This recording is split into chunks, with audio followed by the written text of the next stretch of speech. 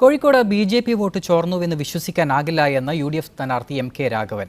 BJP. വോട്ടിനെക്കുറിച്ചുള്ള CPM പ്രചാരണം പരാജയഭീതിയിൽ നിന്ന് ഉയർന്നതാണ്.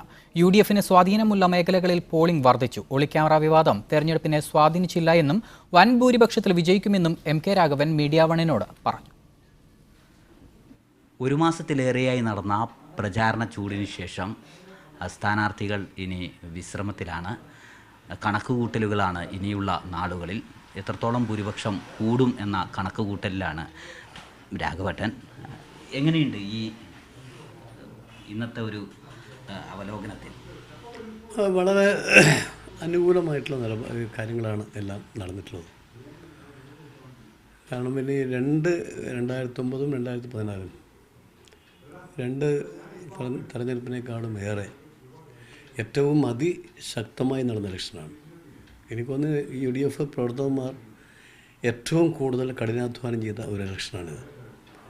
അതുപോലെ ജനങ്ങളുടെ പിന്തുണ ഉണ്ടായിരുന്നു. എന്നാൽ കഴിഞ്ഞ ഭൂരിപക്ഷത്തെക്കാളും ഭൂരിപക്ഷം ഇത്തവണ വർദ്ധിക്കും. BJP ഇത്തവണ വോട്ട് ചോർന്നുപോയി എന്ന രൂപത്തിലുള്ള ഒരു വിലയിരുത്തൽ നടത്തിയിട്ടുണ്ട്. BJPയുടെ വോട്ടുകൾ UDFയിലേക്ക് ചോർന്നിട്ടുണ്ട് എന്ന ഒരു വിമർശം BJP പാർട്ടിക്കകത്ത് തന്നെയുണ്ട്. അത്തരത്തിൽ വോട്ട് ലഭ്യമാവാൻ സാധ്യതയുണ്ട്?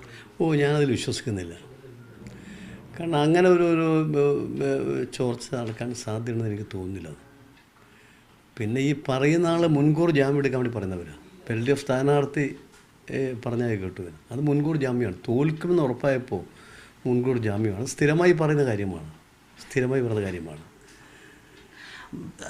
പാർട്ടിക്കകത്ത് കോൺഗ്രസിൻ്റെ അകത്ത് വളരെ സജീവമായ പ്രവർത്തനം തുടക്കത്തിലുണ്ടായിരുന്നില്ല. പല മണ്ഡലങ്ങളിലും, കോഴിക്കോട് മാത്രമല്ല, ഇവിടെ നേതാക്കളൊക്കെ തൊട്ടടുത്ത മണ്ഡലങ്ങളിലൊക്കെ കേന്ദ്രീകരിക്കേണ്ടി വരുമ്പോൾ പാർട്ടിയുടെ പൂർണ്ണമായ പങ്കാളിത്തം വേണ്ട സമയത്ത് ഉറപ്പുവരുത്താൻ കഴിഞ്ഞില്ല എന്നുള്ള ഒരു ആക്ഷേപം പല സമയത്തായിട്ടുണ്ടായിരുന്നു.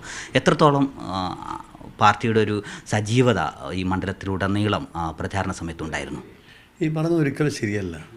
പാർട്ടി വളരെ ആക്റ്റീവായിരുന്നു, ഒറ്റക്കെട്ടായിരുന്നു. ഞാൻ പറഞ്ഞല്ലോ, ഇങ്ങനൊരു ഈ ഇലക്ഷൻ വർക്ക് നടത്തിയ ഇലക്ഷൻ ഒരിക്കലും ഇവിടെ നടന്നിട്ടില്ല. 4 തവണ 5 തവണ വീട് കയറി. നിങ്ങൾ ആലോചിക്കണം, വളരെ സംഘടിതമായിട്ട്. Party ഒറ്റക്കെട്ടാണ്, UDF ഒറ്റക്കെട്ടാണ്.